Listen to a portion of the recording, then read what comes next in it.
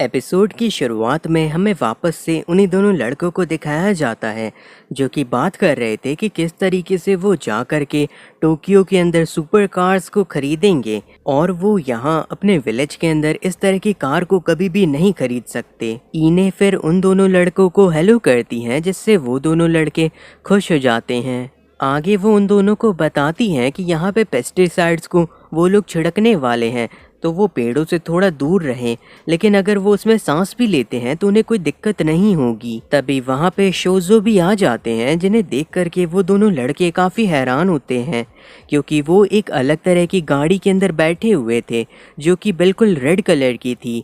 उन दोनों लड़कों को वो देख करके लगता है कि वो फरारी के अंदर बैठे हैं। फिर हमें इगाराशी को दिखाया जाता है जो कि शोतो से कहते हैं, मैंने तुमसे कहा था किसी को ढूंढने के लिए जो कि स्टोर रूम साफ करने में मदद कर सके, लेकिन आखिर तुम शोजो को ही क्यों लेकर के आए। जिसके बाद वो लोग ऊपर की ओर जाने लगते हैं जहाँ पे काफ़ी सारा सामान रखा हुआ था। इगाराशी बताते हैं कि उनके फादर पहले लैंडलॉर्ड थे और इसीलिए उन्होंने काफ़ी सारी चीज़ें कलेक्ट की हैं। शोजो ये सुन करके कहने लगते हैं तो आखिर वो इन सारी चीज़ों को फेंकना क्यों चाहते हैं।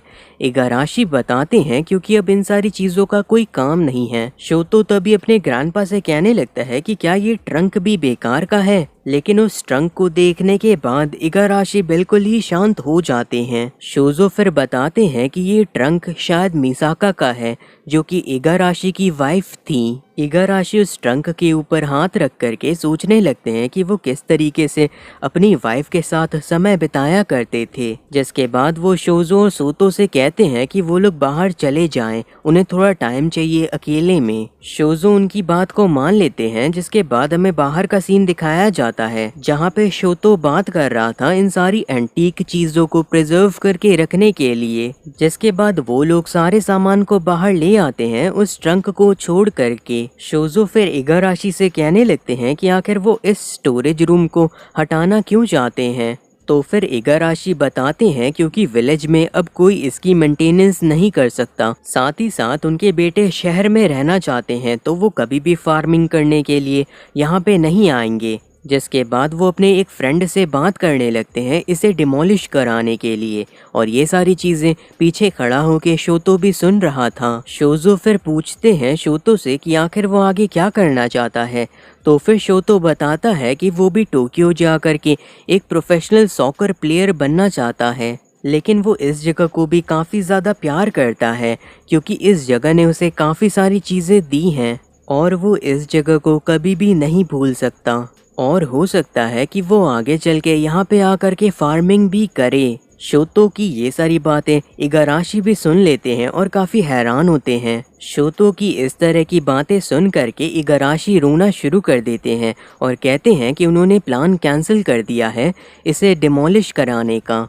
फिर शोजो भी इगाराशी के पास जा कर के रोने लगते हैं और कहते हैं कि शोतो सच में काफ़ी अच्छी बातें करता है। आगे हमें एक लाइब्रेरी का सीन दिखाया जाता है जहाँ पे शियोरी भी पढ़ाई करने के लिए आई हुई थी, लेकिन उसके अंदर मोटिवेशन की काफ़ी कमी थी। जिसके बाद वो सोचने लगती है कि उसने अपने ग्रैंडपा का दिल भी दुखा दिया था क्योंकि जब शोजो ने कहा था कि वो उसे पढ़ाएंगे तो शियोरी ने कह दिया था कि आप तो खुद ही हाई स्कूल नहीं गए हैं। लेकिन तभी वो सुनती है कि कुछ लोग किसी हैंडसम इंसान के बारे में बात कर रहे हैं और वो हैंडसम इंसान शोजो रहते हैं, जो देख करके शियोरी काफ़ी ज़्यादा हैरान हो जाती है। फिर वो सोचने लगती है कि आखिर शोजो यहाँ पे क्या कर रहे हैं।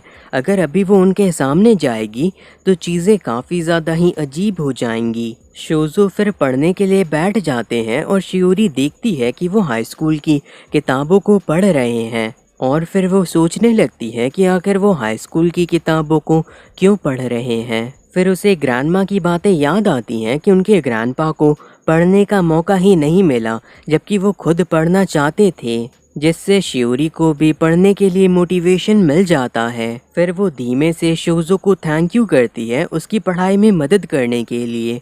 आगे हमें दिखाया जाता है एक स्कूल को जहाँ पे मीनो भी पढ़ती है। उसकी क्लास की लड़कियाँ बात कर रही थी शोजो और इने के बारे में कि वो दोनों सच में काफ़ी ज़्यादा ही अच्छे दिखते हैं, जिससे मीनो घबरा करके उन्हें बाय करके वहाँ से जाने लगती है और उसके दोस्तों को समझ में आ जाता है कि ज़रूर कुछ ना कुछ गड़बड़ है। आगे हमें एक कैफे को दिखाया जाता है जहाँ पे मीनो और शोतो साथ में बैठ कर के बातें और पढ़ाई कर रहे थे। मीनो कहने लगती है कि शोतो काफी अच्छा है क्योंकि वो उसकी पढ़ाई में मदद करता है और उसकी सारी प्रॉब्लम्स के बारे में सुनता है। तभी शोतो उठ कर के कहने लगता है कि उसे वॉशरूम जाना है, जिसके बाद वो वहाँ से चला जाता है और मीनो सोचने लगती है कि किस तरीके से उसके ग्रैंडपा तारीफ कर रहे थे शोतो की कि वो बहुत ही ज़्यादा ही अच्छा लड़का है। फिर मीनो सोचने लगती है कि शोतो को शोजो की तरफ से अप्रूवल मिल गया है और वहीं वॉशरूम के अंदर शोतो काफ़ी ज़्यादा ही घबरा रहा था और सोच रहा था कि उसे घबराने की ज़रूरत नहीं है, ये कोई डेट नहीं है, वो लोग सिर्फ और सिर्फ यहाँ पे बातें करने आए हैं। मीनो फिर अपने ग्रैंडपा और ग्रैंडमा को इनवाइट करती है कल्चरल फेस्टिवल के लिए। इन्हें ये देख करके काफ़ी ज़्यादा ही खुश होने लगती हैं और सोचती हैं कि ये काफ़ी ज़्यादा कमाल का रहेगा क्योंकि इसमें वो दोनों अकेले रहेंगे। लेकिन तभी शोजो कहने लगते हैं कि वो लोग शायद वहाँ पे न जा पाएं क्योंकि उन्हें पेस्टिसाइड उसी दिन छिड़कना है। ये सुन करके मीनो कहने लगती है कि क्या वो ग्रैंडमा के साथ जा सकती है। तभी इन्हें भी कहने लगती हैं कि वो ग्रैंडपा के बिना नहीं जाएंगी, जिसके बाद शोजो को भी समझ में आ जाता है कि इन्हें वहाँ पे जाना चाहती हैं और वो भी जाने के लिए हाँ कह देते हैं। फिर वो इन्हें से पूछने लगते हैं कि क्या वो उस दिन फ्री हैं, तो फिर इन्हें कहती हैं कि वो थोड़ा सा बिजी हैं लेकिन उनके कहने पे वो वक्त निकाल लेंगी। आगे हमें कल्चरल फेस्टिवल को दिखाया जाता है जहाँ पे इन्हें कह रही थी कि यहाँ तो काफ़ी ज़्यादा भीड़ है। इन्हें को इतना ज़्यादा खुश देख करके शोजो सोचने लगते हैं कि शायद इन्हें को अपने हाई स्कूल के दिन याद आ रहे हैं। तभी वहाँ पे कुछ लड़कियाँ आ जाती हैं उन्हें अपना सामान बेचने के लिए और सभी लोग उन्हें घेर लेते हैं। तभी एक लड़की इने के ऊपर जूस गिरा देती है, जिसके बाद वो लड़कियां इने से माफ़ी मांगने लगती हैं और कहती हैं कि उनके पास कुछ कॉस्प्ले के कपड़े हैं जो कि वो पहन सकती हैं। इने फिर अपनी ड्रेस को चेंज कर लेती हैं और वो सारी लड़कियां उन्हें देख कर के काफ़ी ज़्यादा ही खुश थी, लेकिन इने कहने लगती हैं कि ये थोड़ा अजीब है। और वहीं पे बाहर खड़े होकर के शोजो इंतज़ार कर रहे रहते हैं, जिसके बाद वो सोचने लगते हैं कि उन्होंने इने से पूछा था उनकी हाई स्कूल लाइफ के बारे में, जहाँ पे इने ने उन्हें बताया था कि वो हमेशा अकेली रहती थी, वो ज़्यादा बात भी नहीं करती थी और सिर्फ अलग अलग तरह के इंस्ट्रूमेंट्स को बजाती थी। तभी एक लड़की वहाँ पे आकर के बताती है कि इने ने चेंज कर लिया है और इने को देख करके शोजो पूरी तरीके से हैरान रह जाते हैं। जिसके बाद हमें दिखाया जाता है कि वो दोनों क्लासरूम के अंदर बैठे हुए थे और वहाँ पे इने काफ़ी शांत थी। जिसके बाद इन्हें बताती हैं कि इस ड्रेस को पहनने के बाद उन्हें उनकी पुरानी यादें याद आने लगी, जिसकी वजह से वो थोड़ा सा अलग बर्ताव कर रही हैं। ये सुनकर के शोजो सोचने लगते हैं कि इने का एक्सेंट और उनकी आंखें बिल्कुल पहले के जैसी हैं, लेकिन चीज़ें काफ़ी ऑकवर्ड हो रही थी, जिसकी वजह से शोजो कहने लगते हैं कि क्या यहाँ पे कोई ऐसी चीज़ है जो कि इने करना चाहती हैं। इने ये सुनकर के कहती हैं कि नहीं, यहाँ पे ऐसी कोई भी चीज़ नहीं है। जिसके बाद शोजो सोचने लगते हैं कि आखिर आगे उन्हें क्या करना चाहिए, लेकिन तभी इन्हें हंसने लगती हैं और कहती हैं कि वो तो बस एक्टिंग कर रही थी। जो सुनकर के शोजो कहते हैं कि उन्हें इस तरह का मजाक नहीं करना चाहिए। फिर हमें मेड कैफ़े का सीन दिखाया जाता है जहाँ पे मीनू ने मेड के कपड़े पहने हुए थे। शोजो तभी कहने लगते हैं कि ये जगह बहुत ही ज़्यादा अच्छी है। तभी वहाँ पे मीनू की दोस्त आकर के कहने लगती हैं कि क्या आप लोग सच में मीनू के ग्रैंडपा और ग्रैंडमा हैं। तो शोजो हाँ कहते हैं, लेकिन फिर वो पूछने लगते हैं कि आखिर यहाँ पे इतने कम लोग क्यों हैं। तो फिर शोतो बताता है क्योंकि दूसरी क्लास वाले लड़कों के पेरेंट्स उनकी मदद कर रहे हैं काफ़ी ज़्यादा अच्छे रामेन बनाने में, और उन्हें मीनू की वजह से थोड़े से मेल कस्टमर्स मिल जाते हैं, लेकिन उन्हें फ़ीमेल कस्टमर्स की ज़रूरत है। ये सुनकर के इन्हें कहती हैं कि ग्रैंडपा उनकी मदद कर सकते हैं क्योंकि वो काफ़ी ज़्यादा ही हैंडसम दिखते हैं।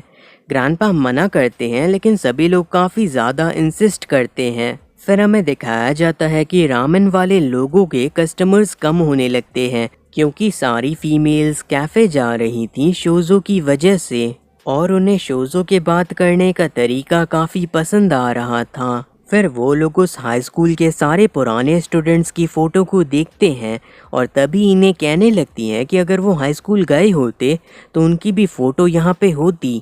लेकिन फिर उन्हें समझ में आ जाता है कि उन्हें ऐसा नहीं कहना चाहिए था, जिसके बाद वो शोज़ो से माफ़ी मांगती हैं। शोज़ो फिर याद करने लगते हैं कि किस तरीके से उन्होंने अपने फादर से कहा था कि वो आगे पढ़ना चाहते हैं, लेकिन उनके फादर ने साफ मना कर दिया था क्योंकि उनके पास उतने पैसे नहीं थे और सबसे बड़ा होने की वजह से शोज़ो को ही खेतों में काम करके पैसे कमाने होंगे।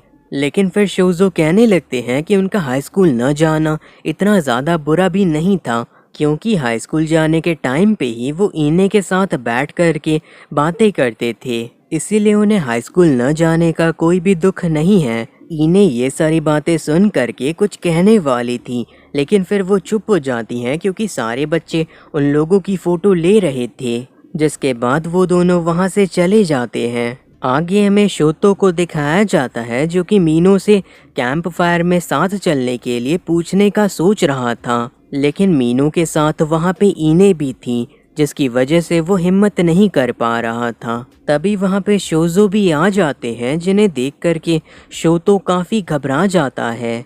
फिर शोज़ो को भी समझ में आ जाता है कि शोतो मीनो के साथ में जाना चाहता है कैंप फायर में, जिसके बाद वो जा कर के इने का हाथ पकड़ के उन्हें वहाँ से ले जाते हैं और शोतो को इशारा करते हैं। शोतो उनकी बात को समझ जाता है, जिसके बाद वो मीनो के पास जा कर के बहुत ही हिम्मत करके उससे पूछ लेता है और मीनो हाँ कह देती है। फिर वो दोनों कैंप फायर में एक दूसरे के साथ अच्छी तरीके से डांस करते हैं। आगे हमें इने को दिखाया जाता है जो कि गवर्नमेंट के काम की वजह से वापस से बूढ़ी हुई थी। फिर वो सोचने लगती हैं कि अब उन्हें वापस से यंग हो जाना चाहिए और ऐसा करने के लिए उन्हें सिर्फ और सिर्फ इस आवर ग्लास को घुमाना ही है। लेकिन वो जैसे ही उठती हैं उसे घुमाने के लिए उनका पैर उनके कपड़ों में फंस जाता है और उनका सर जा कर के उस आवर ग्लास में टकरा जाता है, जिससे वो टूट जाता है। जिसके बाद हमें शोज़ो को दिखाया जाता है जो कि कह रहे रहते हैं इने से कि आखिर वो इतनी रात को क्या कर रही हैं। लेकिन फिर वो इने के ब्लैक बालों को देख करके काफ़ी ज़्यादा हैरान हो जाते हैं। इने वहाँ पे काफ़ी अजीब सी बातें कर रही थी, जैसे कि इस छोटे से डब्बे के अंदर एक इंसान कैसे है और आखिर यहाँ पे इतनी ज़्यादा चीज़ें अलग क्यों हैं। साथ ही साथ यहाँ के कैलेंडर के हिसाब से वो 70 साल से ज़्यादा की हो चुकी हैं। साथ ही साथ वो उन्हें ग्रैंडमा क्यों बुला रहे हैं, क्योंकि उनका नाम तो इने है। इन सारी चीज़ों को देखने के बाद शोज़ो सोचने लगते हैं कि शायद उनका बुरा सपना सच हो रहा है, इने की याददाश्त चली गई है। आगे की कहानी को जानने के लिए वीडियो को लाइक करके चैनल को सब्सक्राइब कर लीजिएगा। मैं मिलता हूँ आपसे अगले एपिसोड में।